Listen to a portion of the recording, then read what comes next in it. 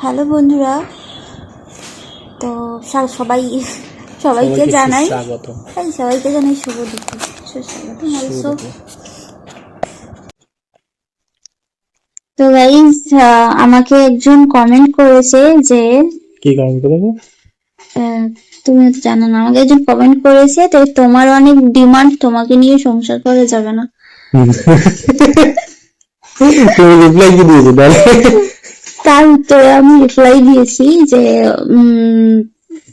ওই যে বিয়ে হয়ে গেছে, তোমাকে নিয়ে সংসার করা যাবে না। আমি লিখেছি যে তার আর দরকার পড়বে না, আমি অলরেডি সংসারী আর আমার বড় লোক নয়। একদম ঠিক অ্যানসার করেছে, আপনি ভালো থাকবেন,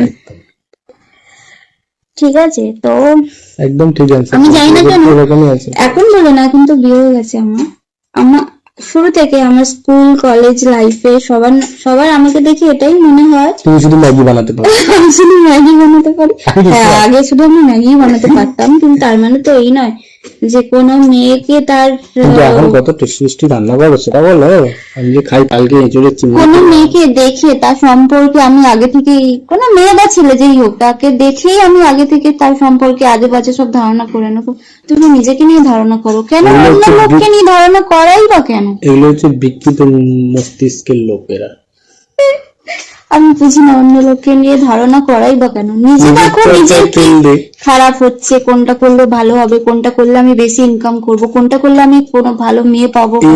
তো এইরকম মেয়ে আগে থেকেই তো দেখে ভেবে নিচ্ছে, ও এই মেয়েটা এই, মানে দেখছে আর ভাবছে, তাহলে আর পাবে কি করে?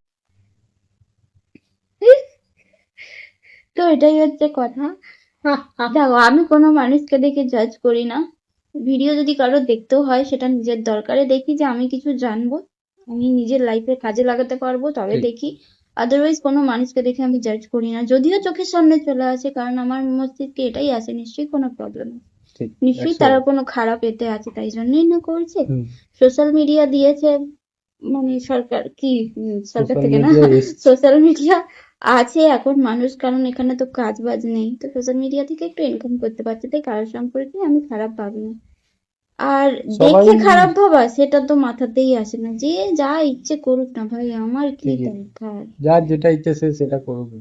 অত তোমার মানে কি বলবো, আর খারাপ ভাষা মুখ থেকে বেরিয়ে যাবে কোথায়? খারাপ বলতে হবে না, খারাপ বলতে হবে না, খারাপ ভাবতে হবে না। তোমরাও কাউকে এরকম ভাবে বুড়া মত বলো, বুড়া মত দেখো। তোমরাও এরকম ভাবে কাউকে শুধুমাত্র দেখে জাজ করো না। আমি স্টাইলিশ ড্রেস পরে আছি মানেই যে আমি খারাপ, সেটা কিন্তু নয়। কিন্তু কেউ ঘোমটা মাথায় দিয়ে আছে তাহলে সে যে খুব ভালো, সেটা কিন্তু নয়। যে ঘোমটা পরে থাকে তার কিন্তু খ্যামটার নাচে, আর যে স্টাইলিশ ড্রেস পরে থাকে সে কিন্তু কিউট, ইনোসেন্ট, ভালো হয়।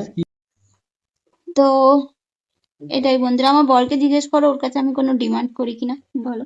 আমি ডিমান্ড করি ওকে, আজকে 10,000 টাকা দাও, কালকে ঘুরে 4 লাখ। কেন ডিমান্ড করে, ডিমান্ড কেন করে সেটাও আমি বলছি। কারণ আমি যেহেতু সংসার সামলাই, ও যাই কাজ করুক, অল্প স্বল্প যাই টাকা পাক না কেন, সেখান থেকে জমানোর দায়িত্ব আমার।